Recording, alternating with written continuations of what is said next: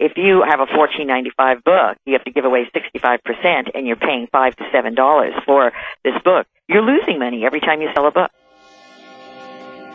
This is Ron Pramshafer, and welcome to Publish Basics Radio, where weekly we try to help you navigate the self-publishing minefield. Jan, who's a publisher?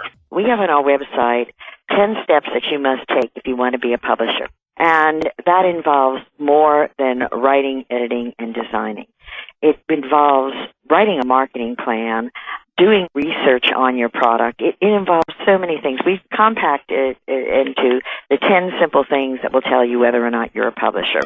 And typically what happens is that many authors think that they are publishers, but they're not willing to invest the time to do all of the other stuff to help sell the book.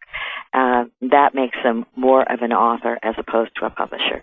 Okay, how about the ISBN issue? Is that one of the 10 points? Well, of course, you should have an ISBN, but, an author could get ISBNs for their books stating that they are a publisher, which happens a lot of times.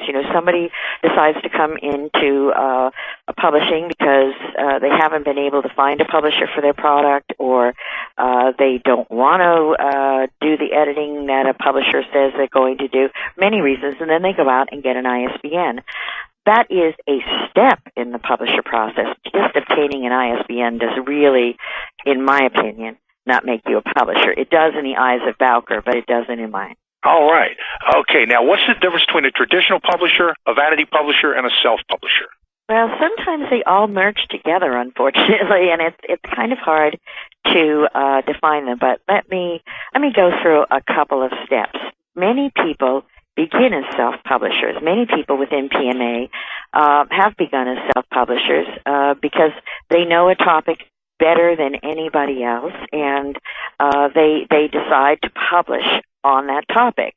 And some people just continue to be author-publisher and have had some degree of success.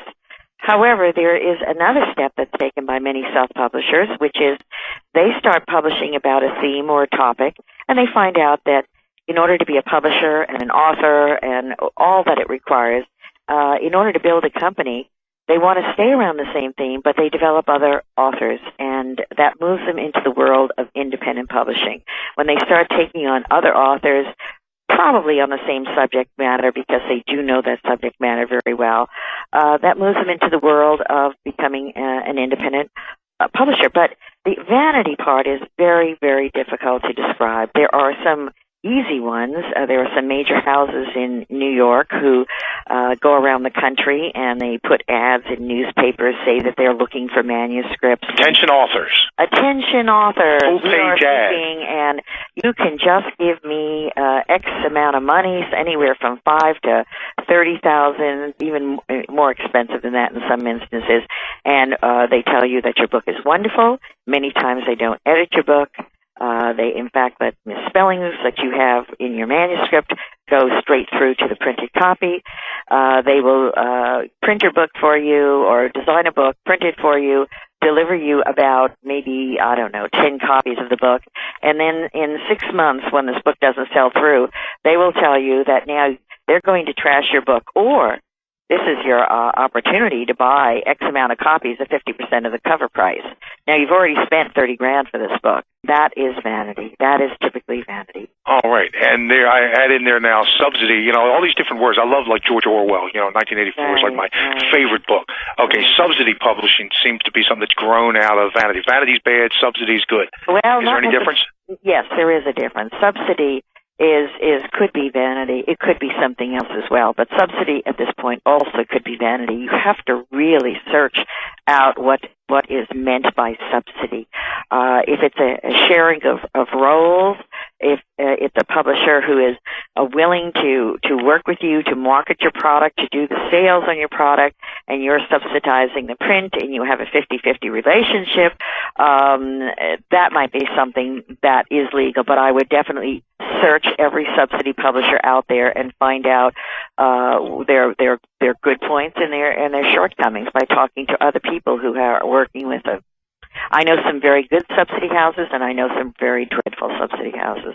All right, and cooperative, the word cooperative publisher, came in a couple of years ago and kind of disappeared. It was sort of the same thing. It's the same thing as subsidy. It's a sharing of costs. And as long as you're truly sharing. As long as you're truly both sharing the cost and sharing what expertise that you have.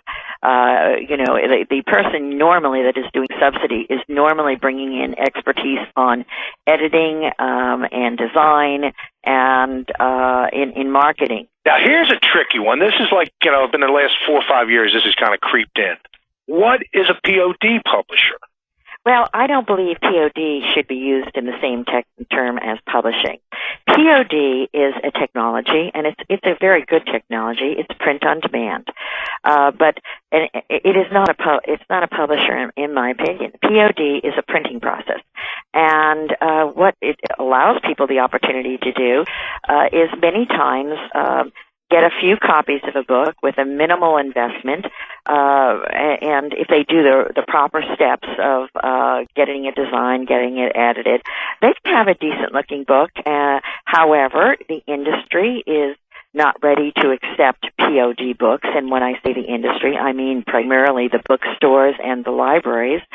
And you have to look into the cost of these books, because a POD book will typically come in costing at about anywhere from $5 to $7, and whereas a traditional print of $1,000 to $2,000, the cost on that book will come in typically between $1.50 to $3, usually $3 on the high side. It's usually between $1.50 and $2.80. But if you have a $14.95 book, you have to give away 65%, and you're paying $5 to $7 for this book. You're losing money every time you sell a book. All right. Okay. Now, I got two more different publishers here. A small press publisher. What would that be described as? Well, it has varying descriptions, but I personally would describe it as a publisher who's just hit the scene, who probably doesn't have a publishing program plan. Most publishers will come into the arena. A publisher will come in with 10, maybe 10 titles. An independent publisher will usually hit the ground with about 10 titles, and then plan to have X number of titles each and every year coming into their program. And I would say that is a little bit more of a publisher, whereas a small press publisher is a publisher who comes out with maybe their first title with no plan whatsoever. They may grow into an independent publisher. They're not precluded from doing it, but typically they usually don't have a plan. Oh, okay. That was my next question. Independent publisher.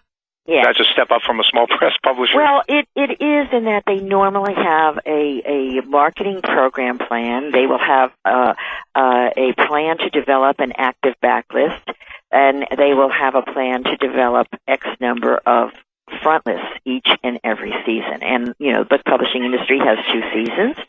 So maybe they'll only go after one of the seasons, but they will have at least a plan that they're going to come out with 2 to 5 titles a year. All right. Now, 3 names here. Author House, iUniverse, Ex Libris. Mm-hmm. Where do they fit in this group of traditional vanity, self-publishing, independent, small? They are what I consider, I know they call themselves publishers, but I still consider them primarily print-on-demand people.